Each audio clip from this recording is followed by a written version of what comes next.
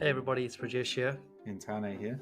Welcome to our podcast, Baskets of Knowledge, Chats with a Difference. In our podcast, we invite guests from around the country and around the world to talk about how they got to where they're at the moment. It's about a journey, it's about an experience, it's about their life. Kia ora koutou, everybody. Welcome to another episode of Baskets of Knowledge. Hopefully you've all had a fantastic week, and over here in New Zealand we have a long weekend to remember the Queen's passing. So what do we do on the long weekend? We do another podcast, because why not? What better way to spend it? Exactly.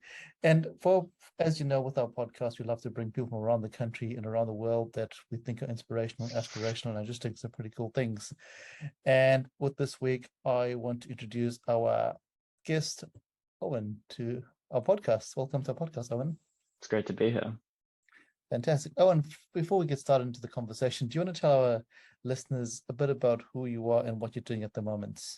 All right. I'll try to give a brief background. I have a couple of pursuits at the moment, but I suppose the one probably most topical is that alongside being a student, I run a social enterprise. Okay, well, let's start at the student part. And so I'm a second year student at the University of Otago doing data science, then also minoring in finance and public health.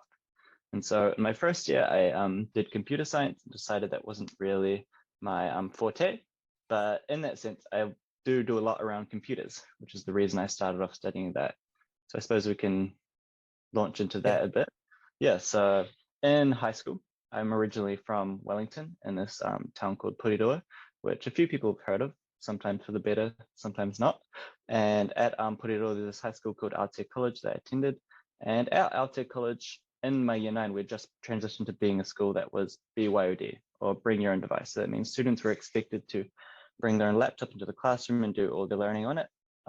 It seems like the norm these days, but back then it just wasn't. It was really a novel thing being introduced to schools. And as teachers were transitioning their learning, so moving everything online, there was a lot of kids just being left behind, because they didn't have a device, or they were sharing one laptop amongst like 5 siblings and their parents, and it really wasn't working out. And they were falling behind in the classroom, or they were having to rely on, a school Chromebook, which half the time didn't work, half the time wasn't available. And so at the time, myself and my best friend Hattie saw this issue, and parallel to that, we were kind of tech geeks. We like to pull stuff apart, fix things, build computers, get into gaming and that kind of stuff. And we thought that we could combine our skills and this issue together to create a solution to that problem, which kind of started up. Well, I think connection might have cut. We still good? I got you. Yep, got you. And so we started a solution to that issue of digital inequity at Aotea College by establishing a program where we took in old broken devices from the community and fixed them. It was just ourselves and a couple of mates fixing them, and gave them to students in our school who didn't have access to a device. This was way back in 2016. And so we were just working very small scale at the time, but the program grew over the years. And then all of a sudden, we all know that level 4 lockdown hit, and everyone had to now go home. And those students who were just falling behind in their classwork and not able to participate in learning were now totally isolated from the rest of the world, because there were genuinely people that I knew personally in high school that you didn't hear from for like months during that lockdown, because they had no way of reaching out to other people. And so this issue became a whole lot more serious and way more topical as well. People started to care about a problem that was always there, which gave Hattie and I the opportunity to kind of scale what we did. So we established a social enterprise under the Young Enterprise Scheme called Remojo Tech, which partnered with a bunch of other organizations, some charities and some corporates, to establish a nationwide partnership called Recycle a Device. And in Recycle a Device, essentially what I get to do for my job, which is really awesome, is travel around to schools throughout the country, teach them about computers, how to fix computers, and then teach these schools and community groups as well to establish their own little branch of Recycle a Device where they get to support their own community.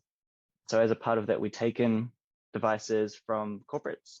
And so lots of large companies like Spark, NZTE, government organizations as well, like Ministry of Education, donate us their old devices. And when I say old devices, a lot of them are way flashier than the laptop I'm using right now, which is really awesome. And those devices, through our program, end up with students in need. So that's, I suppose, my main hustle alongside being a student at the university. Very, very cool. Thank you for that. I mean, that's a really awesome segue to an introduction to who you are and I guess what you're doing at the moment. If we separate the two out there because there's two parts to you there. Let's talk about you and growing up in Aotea as a young person and Pororo actually, because as you mentioned in your intro, Pororo is known for good things and more often for not good things. What is that like for you growing up as a young person? Do you live in Pororo or did you live in another Yeah, so suburb? I grew up in Porirua in a suburb called Titahi Bay. Yeah. Titahi Bay is a beautiful place for anyone who's ever been there. It's got this awesome beach, beautiful cliffs, and the entire thing is surrounded by coast. And so I just remember growing up and going for runs around the coast. It's also quite a poor suburb as well. And so there's lots of, I suppose, inequity and hardship, and that was always visible to me growing up there. And then Porirua itself is known to have some of the poorest suburbs in the country. Cannons Creek is the one that I suppose comes to mind for everyone. Now, Aotea College as a high school is really interesting because it sits right on the border between Cannons Creek, Waitangiroa, which are some of the poorest suburbs in Wellington, and then on the border of Aotea as well, in Whitby, which are the wealthiest suburbs, at least in Porirua. So you get this crazy mix of students within the high school. One thing that I suppose like the teacher in the SLT would always say is that our high school was kind of it modeled the demographics of Aotearoa as a country. And so it had like the same proportion of Pacifica, Maori, and then European students as like New Zealanders broken down as a country, which is kind of interesting to note. But I suppose the consequence of that is that Aotea College, it's a decile 5 high school. And so not what would immediately come to mind is somewhere where significant hardship exists. But at the same time, because of that really stark inequity between students coming from different regions of Porirua, like there was lots and lots of kids there who were really struggling. Yeah, it's a pretty interesting crux and a paradox because like you say, it's sitting on the cusp of two very extreme areas. And also at the same time that you were at school, your school is undergoing a major transformation from an Yep. old school to a new school. And what is it like for you, growing up in a school that's going through flux, but also a community that's pretty diverse for so many ways? I think it was awesome, frankly. Yeah. Like the diversity at Aotea and in Porirua as a whole, it's incredible. And the opportunity as well from that flux that you mentioned, from the change that's always going on, was really cool. One thing that I like about Porirua and specifically places like Cannons Creek is that there's always some really cool initiatives and innovation coming out of there. Recently, Hattie and I had the chance to speak at a Spark corporate event up in Auckland, just telling people about what we did, and we met another group of students there who were running another project called Whamalisi, which is really awesome. And in that project, they had a website which teaches you how to pronounce different Pacifica, Maori, and then other kind of conventionally hard to pronounce names for people who have English as a main language. And so that was their program, but then also they're from Porirua as well. And I feel like that's just a recurring theme. Whenever I go to these events where there is young people speaking about initiatives that they've started or people doing startups, is that a lot of them do come from Porirua because it, like you said, it's a place in flux where lots of change is happening, and that a lot of that change is in recognition of the hardship that exists there and is trying to make a difference about it.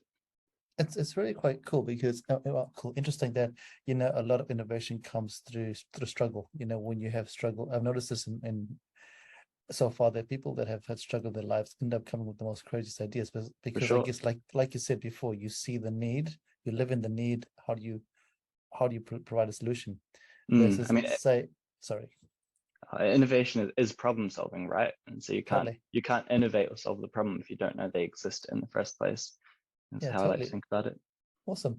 And talking about you as well, you identify as Maori as well, is that correct? Yep. Um, Yep. so let's talk about that side of you as well. So, for listeners out there who are not watching, you're not a typical brown Maori, and I Oh, always for like to sure. talk about that because what is that in terms of your cultural identity when you say, "Hey, I'm Maori," but you don't look Maori, because I know people clash with that sometimes. It's an interesting thing to highlight. I would say that one thing that probably a lot of people aren't hugely aware of is that within the Maori community, like you aren't judged at all on the basis of the color of your skin, and Totally. that it's all just about whakapapa. It's like, what is your ancestry? What iwis and what people, what tipuna do you link back to? And so that is really like the focus. Some of that you could say is historically, reactionary, because, when colonialism happened, assimilation was the focus of that.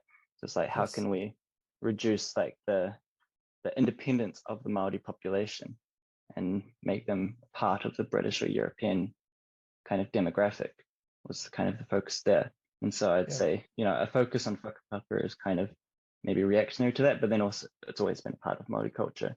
That's what defines it. And so, in that sense, if I'm ever like on a marae talking to someone who is Maori, like that's the frame of the conversation. It's not like, what's the color of your skin? It's like, oh, what's your iwi? What's your tipuna? Who do you link back to? And then you typically find out that you're like second cousins or something along those lines. Pretty classic. I love that. I love that because a lot of human nature is based on outward perspectives. What do you look like? What do you that's basically what we make judgments on. And a lot of indigenous cultures around the world actually don't look at that. They look at what's your family history, where have you come from, as opposed to what do you look like. And I relate that back to say my Indian culture. I grew up in Africa, and I've been born, raised. Africa is my jam. But when I talk to people that don't come from Africa, they say to me, "Oh, you don't look African." I'm like, "What does African look like? What does Africa look like?" And then when you start speaking, actually, I fuck up back to India. But so when I speak to someone that is from Indian origin, they go, "Okay, cool, I understand this." But on the surface level, people don't go, "Hey, let's just find out who the person is." It's a whole different story together, and that causes unintentional clashes for no reason, unintentional biases, just because of looks, and we see that happening all the time. For sure. I think that this idea of, I don't know, like how, like what proportion of an ethnicity are you is really like fundamentally Western. I feel like to some degree it's Americanized as well, because I think the United States, they have a lot of like financial aid and at least scholarships, which are contingent on like, what is your genetic proportion of this specific race or ethnicity, which is never been the case in New Zealand as well, but I kind of see that perspective imported sometimes. Whereas like I say like, oh, I'm Māori, my iwi is Ngāti Rauko ki te Tonga and Ngāti Mahanga, and people are like, well, how Māori? What percentage are you? I mean, I get asked that question all the time when I'm in schools, and young people say to me, "Hey, what percentage of Māori do I have to be to get a Māori scholarship?" I was like, "Well, whatever, does it actually matter? As long as you identify as Māori, that's all that matters." "Oh, what about 1/16th or 1/64th?" I'm like, "Oh, let's not forget about that there." But like you say, it's a perception or an ideal that's come from somewhere else, and we've just grown into accept it. So here, as a young man growing up in this amazingly cultural flux of community, which is really cool, and you're seeing this this digital world playing out, because I think what I love about where you've come from, as you said before, you grew up in the world where devices was normalized. It's you grew up in the world there, but it only became normalized in schools in about 2016, as you said. And this changed the world quite dramatically at that point in time there. But you as a young person, and Hadi, I guess you can't talk for Hadi. When did you start getting interested in breaking up computers and putting them together? Was that something you've always done, or was it just That's a good question. So that interest wasn't driven by me. It was definitely Hadi's forte. So he could speak to that way more than I did. But Hadi was all about computers and just kind of all things related to them. Actually, he was an early investor in Bitcoin, is what he likes to say. So he bought back in things like 2017 or something. But then with the crashes and the price increases as well, I don't know how much he's ended up making. But yeah, I think he probably grew up in an environment which was like kind of tech focused, and so that helped him to develop that passion. Definitely not the case for me. And so I was coming into high school, same form class as Hadi, and seeing him do all this cool stuff with like computers, and I was like, "Hey Hadi, do you want to mind showing me the ropes here and teaching me how some of the stuff works?" And then that kind of I don't know, that almost formed the basis of our friendship.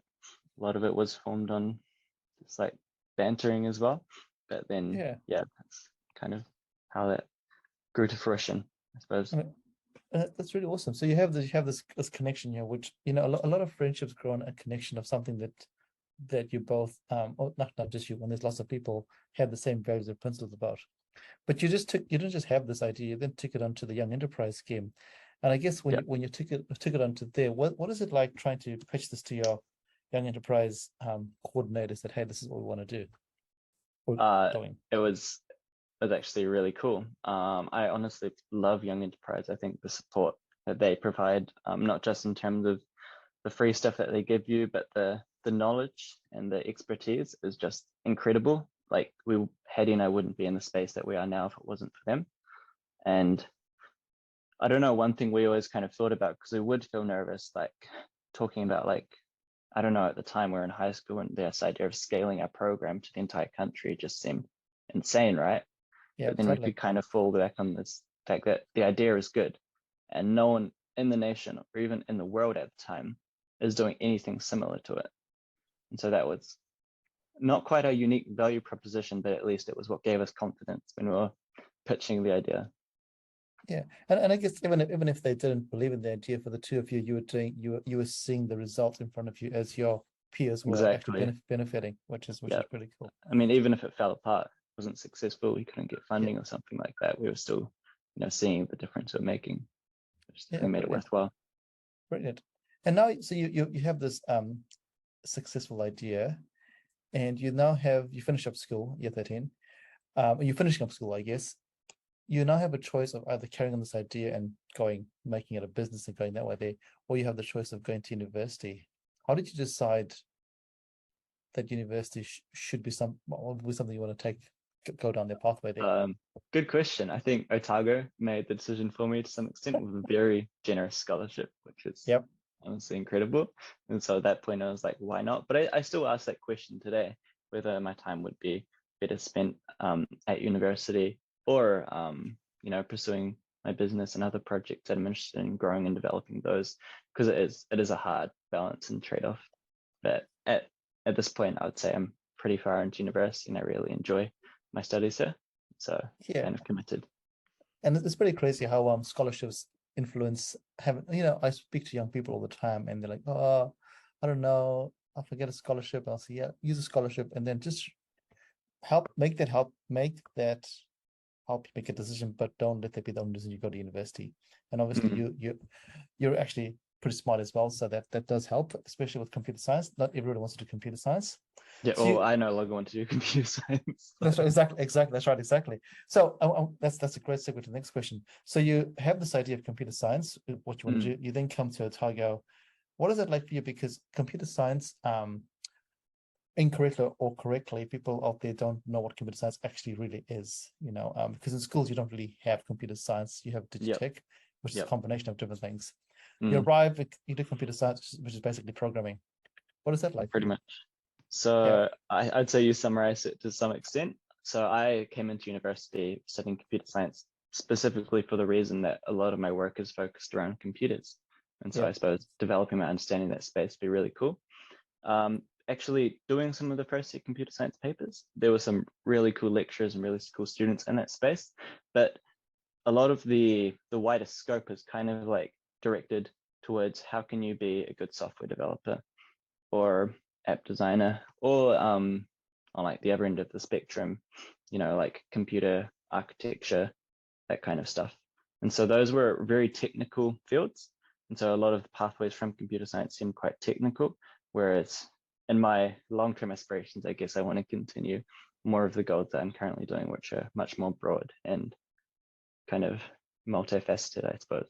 So actually, I did my first year of computer science, and over the summer, got the opportunity to do a data science project looking at climate change.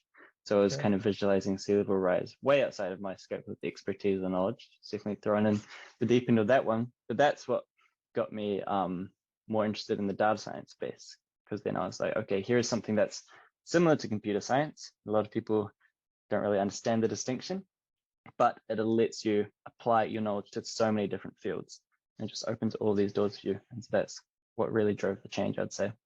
Which is really cool. And I think it's awesome for anyone to listen to go, hey, it doesn't actually matter. You can change your mind because, like you said, you were thrown this concept of a summership with data science.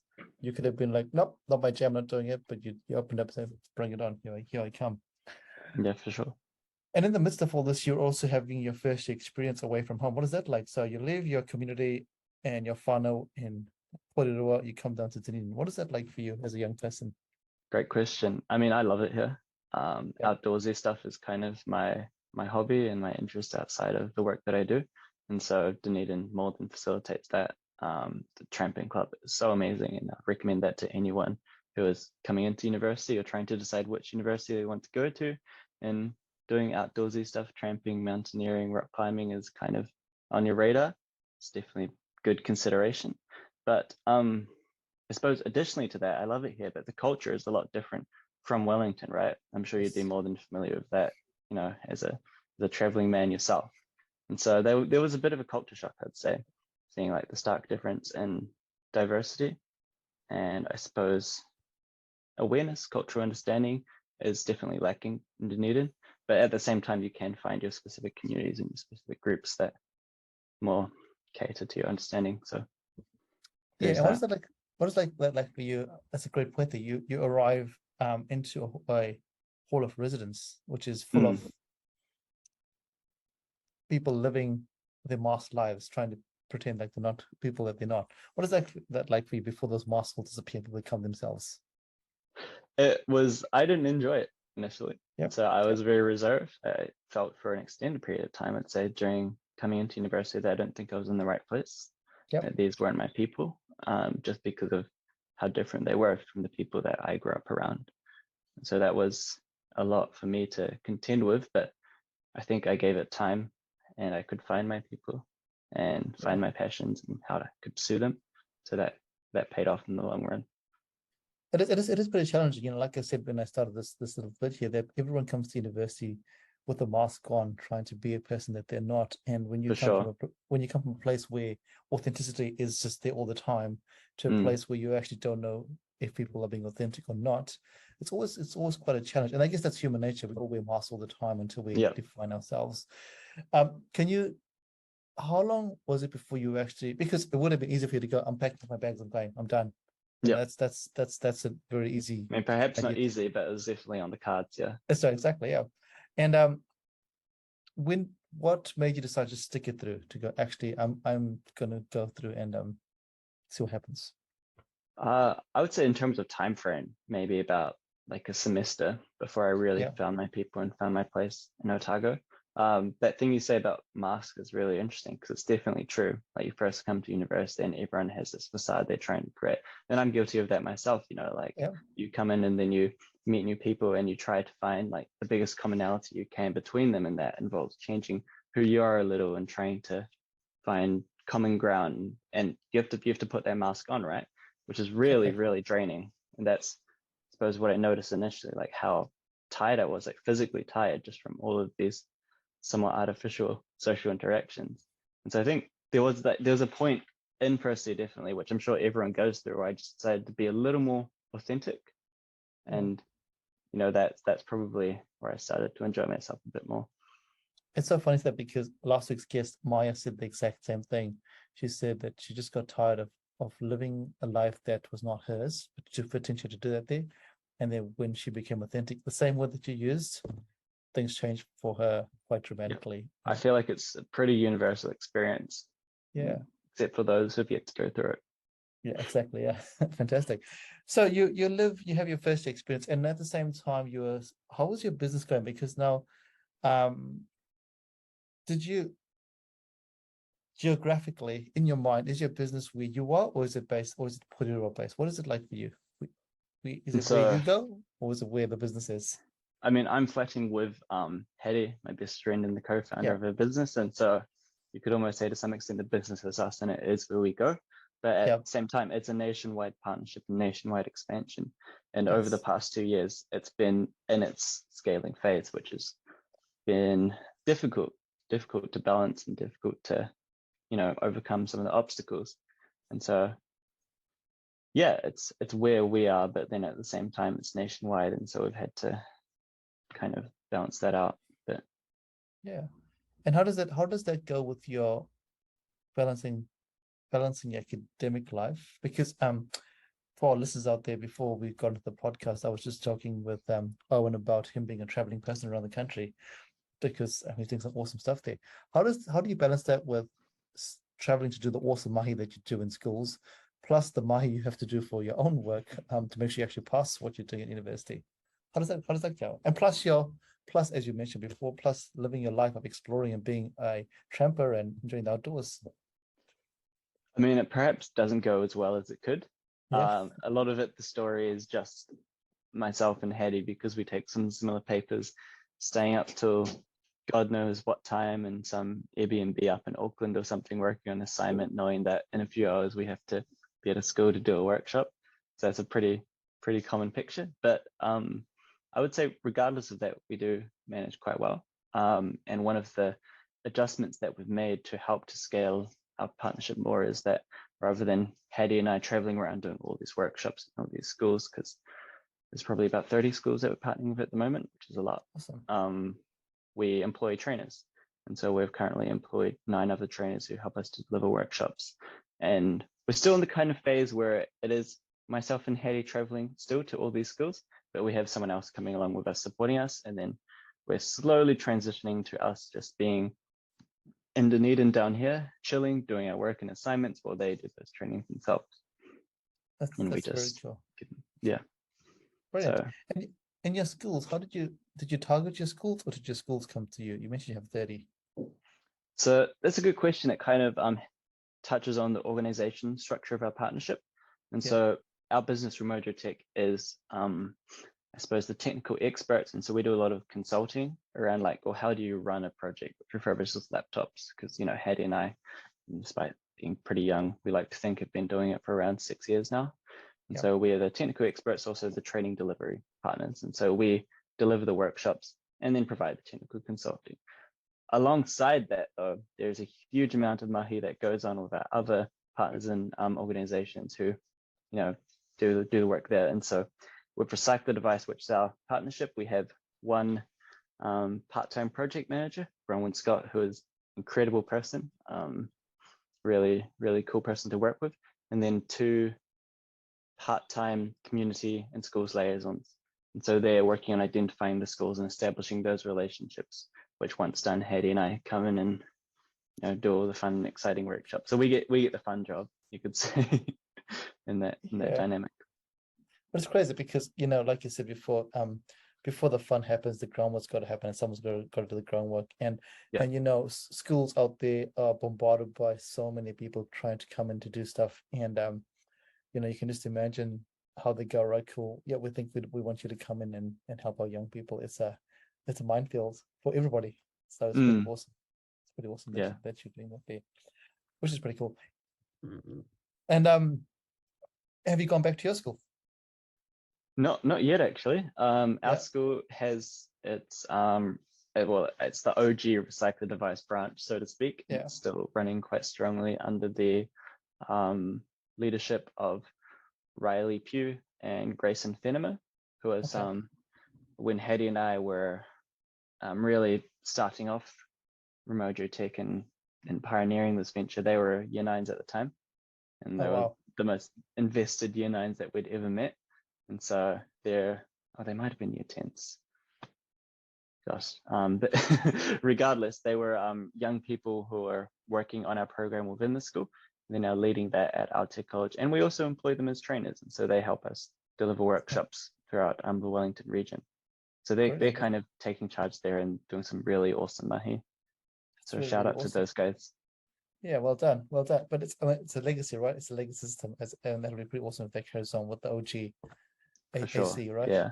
And it's a difficult thing. Like, it's lots of uncertainty. Is it going to die off? Is it going to continue indefinitely? You don't know, but you can just hope for the best. Exactly. I mean, all that we know is right now, you are making change, which is all that matters right now. Exactly. Yeah. Question. So go for it. Remojo Tech. How did you think of the name Remojo? Everyone asked that, and I wish it was a better story than it is. You can make it up. You can make up a story. It's all good. Don't worry. No, I feel like the truth is also quite good because I was working with Hattie, and then at the time in New Enterprise Scheme, we had 2 other students who were on board with our business. Daniela Gibson, who you've spoken to, who also is involved to some extent still, which is really cool. And then Florence Nguyen, who has since gone to Australia. But anyway, us four were sitting in a room trying to think of a business name, and we just couldn't come up with anything. So we went onto the internet, searched business name generator, clicked generate, and Remojo Tech was what came up. So that's what we went with. It has a It's nice why we ring love to it.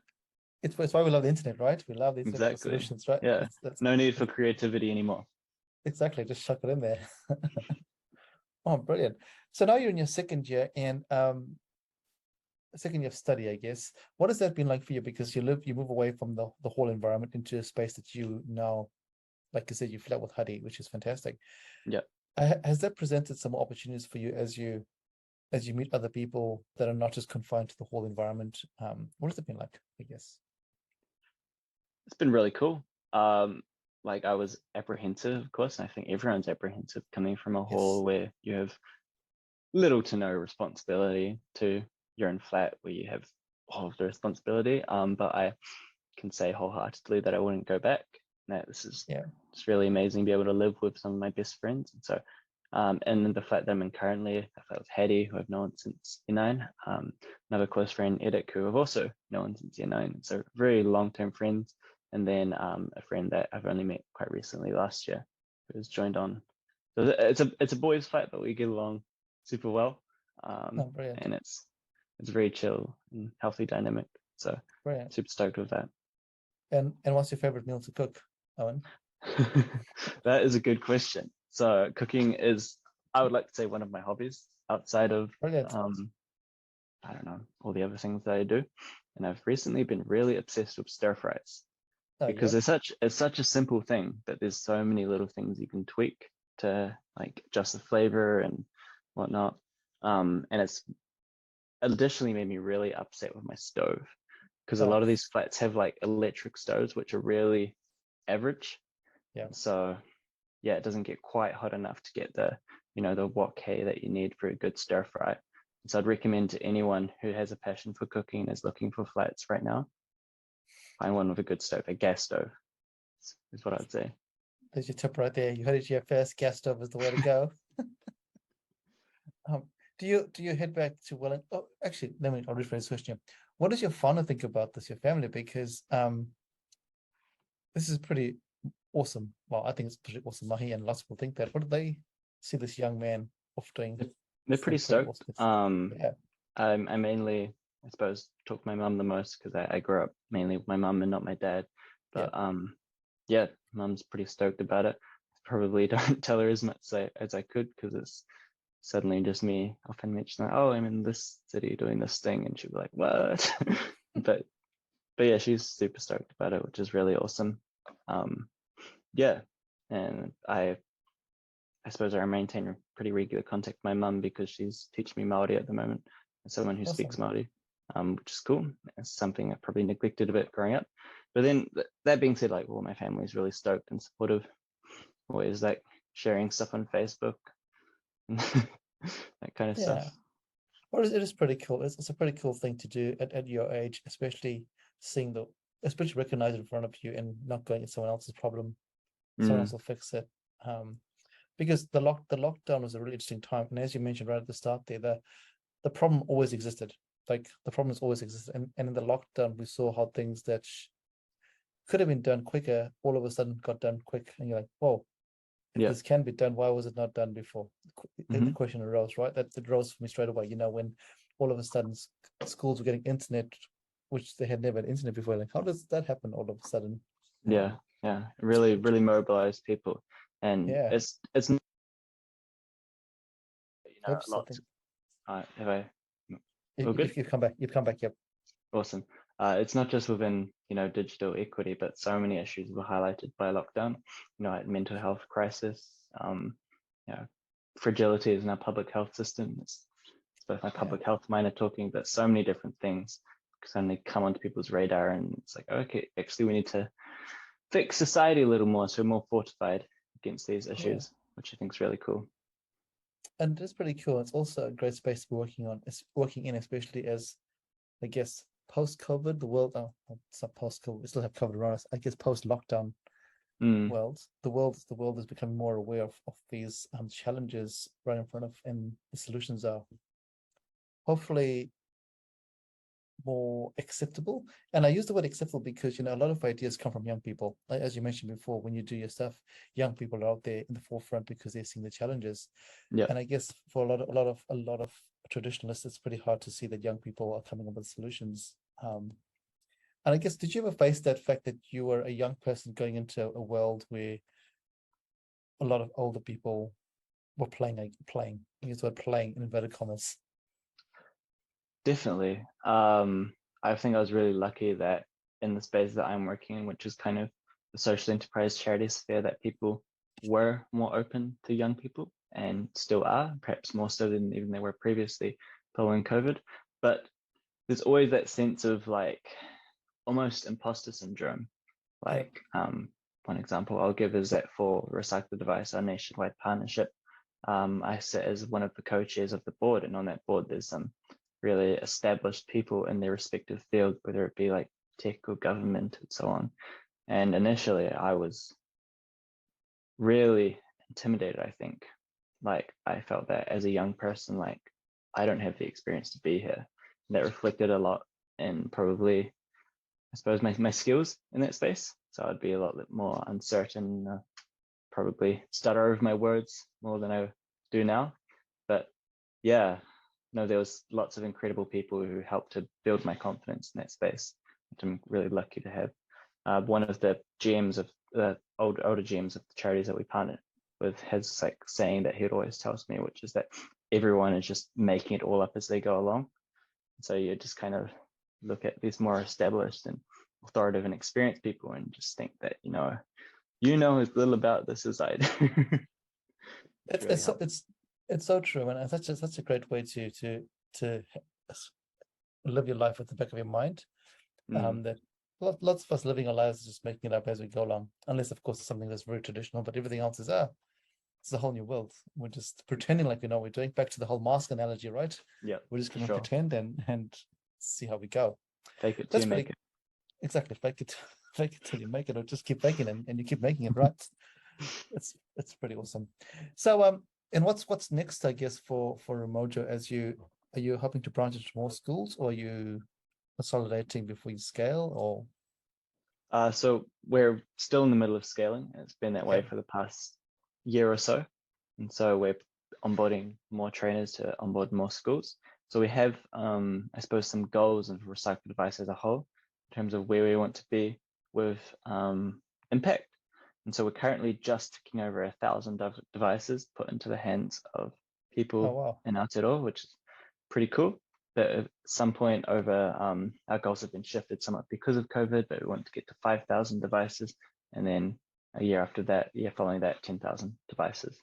So we've got Wow. really ambitious scaling goals, but that's going to involve onboarding a lot more schools in the program. And we're also looking at community groups as well, which is a recent expansion, going outside of that traditional school structure, which you mentioned before, has some of its limitations.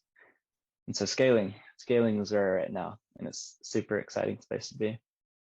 It's really this touches a part of me that I'm really interested in when you mentioned community groups. When I did my first PhD proposal a long time ago, um, don't know if you ever knew about the one laptop per child scheme that was around, or Yeah, yeah. that Some floated people its that head. we work with had worked on that in the past. Yeah. Yeah. So I got really passionate about that because I've come from Africa. I just saw that the technology would be an enabler in community groups, especially for females. In Africa, Mm, or in mm, a lot of indigenous cultures, you have a you have a system where the male dominates everything. And in my mind, I was like, wait a minute, if we can educate a mother, then the whole village and the whole family will grow from that there. yeah, And then as I was doing that there, I then wrote an article that was published. And in my article, I said, stuff the one laptop per child. Why don't we go for one mobile device per child? Because at that point, the laptops were your thick IBM, for sure. with Yeah. those crazy big batteries, and you couldn't. And I was like, how you need electricity in that world? There's no electricity. Why don't we Mm, get a mobile device which you can? And when I published it, I got a lot of yeah, this is a dumb idea, silly idea. But yeah. why it resonates with me is because the fact that you said is, schools are one part of life, but your young person could have the device knowledge, but your parents and the family, especially the ones that you're talking about, may not have that access to the knowledge. And you want to try and break that cycle, but you need Fauna to be involved in this, all right? And I think that's For cool. sure. Awesome. Yep. Yeah, it's that question of like, how do you create generational change? Yeah. Because it's exactly what you said. There's so many, not just, kids, but families who have no access to a device, no access to the internet, and then consequently not much digital literacy, the word everyone Yes. likes to use for it. And so that is really heavily impacting their lives, like Yeah. families who traditionally could have had the opportunity to thrive through Yes. our economy, but now that possibility just isn't there. Like Yeah. think of like you have to, send through your CV through email to get any job these days, or even to find what jobs are there, you have to sign up for some online Yeah. service or something. So it's incredibly enabling to actually be able to get devices to those families. And initially, our approach to that, our philosophy within the Recycle device was that, well, first, if you, target the rangatahi within that family, they can then, pass on that change to their parents. And it does happen a lot. So you see kids coming home with a laptop and they're like, hey, mum, dad, look what I fixed today. This is ours to keep and we can use it as a whānau, which is really cool. And they talk to them about the laptop, how they fixed it, so how to use it as well. And so you see that dynamic to some extent, but it's not as strong as it could be, which is why transitioning to more of a community focus is more beneficial, because we've run some workshops within communities, quite a few within Pacifica communities, like church-based, where you've got like the entire family there on the day, which is just amazing to see. And so you can really like, I suppose, fast track change that you're trying to make. Yeah, totally. And I guess for you as a facilitator, it fills your cup seeing that people actually come along with the whole family Yep, to make change, as opposed to, oh, I'm just as opposed to just one person, you're literally helping the whole village, which is then going to just lift the nation and their for community. sure. Totally. Yeah, it's reassuring as well. Sometimes you can, I don't know, have like the worry. It's pretty common within the charity space that you're working with these young people, but their families might not be behind it, or might not understand it. Yes. You might have this within your work, supporting Yep. students to into university. Whereas if they're coming from a family who's, university never been on their radar, there might be some resistance there, which usually stems from just a lack of Totally. understanding. Yeah. So So, getting the entire family on board is a good way to rectify that. yeah, and I guess that's what a lot of things in society, you mentioned my work in the education space, your work in the digital space, but then the health space as well. When you start educating people to actually make informed choice, as opposed Mm, to just saying, hey, this is what you have to do. And I think this is a world that I live in. Although I work for a particular university, it's about making informed choice to the young people and their families, specifically the ones that have never been to university. That, hey, let's make an informed choice, and then you decide what's best for you as a family and a young person going forward. As yeah. opposed to hey, you need to do this. You need to have It's you about need to 100%, empowering them, right? 100%, Yeah, 100%. Empowerment is key. Empowerment and education. I think those two words. Education empowers, and empowerment educates. So, oh, what a great cycle right there. for Um, sure. and it's really cool that you're involved in that there. And so are you planning to? I mean, this is a really silly question, but I'm going to ask it anyway. You are basically 2/3 into your degree. Next year Mm. it could be a final year. Do you reckon that you might want to extend your degree a bit more, because you said you've got data science, you've got finance and public health, which are all amazing things. If we future forecast, which is ridiculous, but let's do it anyway, because why not? Yep. Do you reckon at this point next year, when you are finishing up, you might go, actually, I want to do more, or do you reckon, hey, this is it, I'm off, I go into the world? Good question. I think at this current moment, probably readying myself to pursue some of the opportunities that I'm seeing around me. Yep.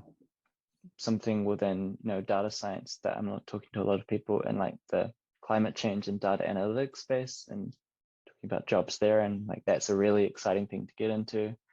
So I want to spend more time, growing what we do and the impact that we have within Remojo Tech. So many things that I can't quite commit to right now because of my studies. So Yeah. I think in this current state, probably over this past few weeks, actually, I'm just thinking to myself, I really can't wait to really put some time into these opportunities. But that being Yeah. said, I could sometime next year or this year learn something within my degree and being like, actually, that's going to take a bit more time to really wrap my head around and master. So I can see my viewpoint changing at some point too. There's a reason I asked that question. I asked that question because a lot of people I speak to will say, "Oh, I want to do this and I want to finish up into this," but I just want people to realize that you don't have to. You don't, like you just summarized very quickly right there. You have these awesome ideas, and everybody has ideas, but you also open to the fact that actually, wait a minute, something might come along and flip the script all around, and it's pretty cool just to live in the moment and go with the flow there. Yeah, I mean, like I'm 19, right? I'm not gonna try plan out the rest of my life just yet. Which is the best answer. Exactly, the best answer. Yeah, like you said, we're all making it up as we go. For sure. And climate change. Tell me, is that something that you? Oh, I mean, we all think that's a pretty topical area. But now that you've done some study in there, has that given you another fire in your belly, I guess, to pursue with data? Yeah, you've touched on something incredibly topical. So just for context, over the last summer, I did a project visualizing sea level rise. And so specifically, how is it going to impact Ngāi Tahu assets, the predominant iwi within the South Island? And so because lots of marae and iwi cultural locations of interest are coastal lying, Māori and iwi are disproportionately impacted by climate change and sea level rise, which is something which doesn't get highlighted as much. But that was really interesting, and it gave me the opportunity to go to a conference just last week, which was it was Climate Change for Business conference. That there was lots of really cool people from the business and public sector talking about what they're doing in climate change. Most of the focus was around mitigating emissions, so how can we stop it from happening? But there was a little talk about adaptation as well, because it's really something we need to consider, especially after seeing these global heat waves and climate crises and, already present impact of climate change. We need to think of how we're going to adjust to this change. And I think prior to doing that project, prior to even going to this conference, you don't quite realize how severe and impending the impacts are. But now that I have them, it's in my head that it's a space I really want to do more within. So yeah, it's pretty awesome how these opportunities arise literally, and you another avenue pops up for you. But I love what you just mentioned there, because a lot of the media or a lot of the dialogue around climate change is cutting it, stopping it. But as you mentioned right now, the amount of floods we're having in New Zealand alone, this year alone, is just ridiculous. So maybe we have to shift our brain just a little bit and go, actually, this is happening. Yeah, we need to respond. And I suppose in the field they have this concept called climate inertia, which is the idea that even if we stop producing all emissions right now, even with emissions negative, there would still be these inertia impacts that are gonna, continue to create climate change despite its causes. And the impacts it's already created are huge. As I mentioned before, I'm really into my mountaineering, and if you go to the Southern Alps, go to places where some glaciers should have been, those glaciers just aren't there anymore. And this is 100 meters of vertical ice, like this huge landmass that's just disappeared. That's pretty scary. It's pretty scary, right? It is scary. Yep.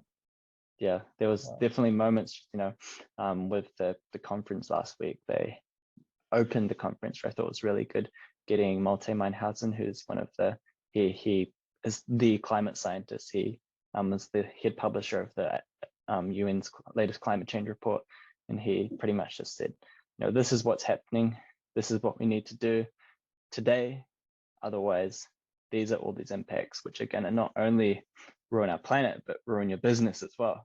And so that's why it's serious. And it really, some of it was quite emotional, kind of like hearing all these impending disasters, so to speak. Climate anxiety, it's definitely a real thing there. It's really quite funny. I like what you just said there. We're all like, oh, climate change. We get emotionally invested in that there. But I guess the minute a business goes, actually, this is going to affect my bottom dollar, then things will change. Things will change, right? Otherwise, you're just ticking boxes to go, yep, I've got my recycled bin out there, cool. I've got my recycle plan going, cool. Happy. Yeah. The minute you go, actually, wait a minute, this is going to affect your dollar, then things start changing. Yeah, a few businesses are getting on board with that because they're realizing that, some of these adaptations that you make to respond to climate change, one say could be changing your business's fleet to electric vehicles, making your production processes more efficient. That's not just reducing emissions, but that's reducing your operating costs as well as a business and putting you ahead of your competitors. Yeah. And so I think people, especially in New Zealand businesses, don't think like, if I do all these things, I can both make more money and save the planet. So there's the capitalistic incentive there. That was Exactly.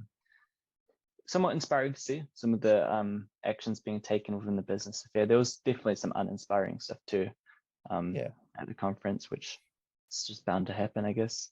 Exactly. It's the nature of conferences, right? There's some good Yep. stuff, there's some bad stuff, and there's some blasé stuff. For sure. Brilliant. So, we've been talking for almost an hour now, which is amazing. Time flies. Time does fly. And we're going to round off the conversation now. And the way we like to run off our conversation is we like to ask our guests what we think is a difficult question, easy question, depends how you look at it. Our podcast is called Baskets of Knowledge, and we'd love our guests to give our listeners, and I guess myself as well, one piece of knowledge that we can put into our basket from your lived experiences that you would like to share. That is a difficult question. I think what sticks out and has kind of been the theme of this conversation is the idea that there's problems within society, some of those which I work on being digital inequity and climate change. And then a lot of them just aren't on people's radar. And so, if you don't know about that problem, you can't solve it. And I want to kind of circle all the way back to this idea that if you want to innovate, if you want to make change, you need to be living and experiencing and seeing the problems that exist within society in order to solve them. So that's my basket of knowledge. Be aware of the problems around you. And at that point, you can start to take steps to solve them. Brilliant. I love that because in my other hat that I have is I'm a coach as well, and in my coaching world, I use the exact phrase that you just said, but I phrase it as awareness precedes change, and when you become aware of a problem, whatever, aware of anything, change happens. So it's really that's a great way to summarize that. Oh, and thank you so much for being on our podcast today. I mean, it's my pleasure having met you all those years ago and seeing you doing some pretty cool things and then being highlighted again around the community, which is really cool. I look forward to seeing how you grow, but this doesn't actually matter if you don't grow or not. The impact you've already made on people's lives is really fantastic at the moment. So I hope you're proud of that. Thank you so much for being on here, and stay awesome. Thanks for having me. Enjoy your long weekend. Thank you very much. Bye, everybody. Thank you for listening to Baskets of Knowledge. Yeah, we hope that you found something useful to put into your basket of knowledge. And as we said before, remember to put something little into your baskets of knowledge every week. And as always, feel free to like, comment, and share this podcast. Thanks, everybody. Bye.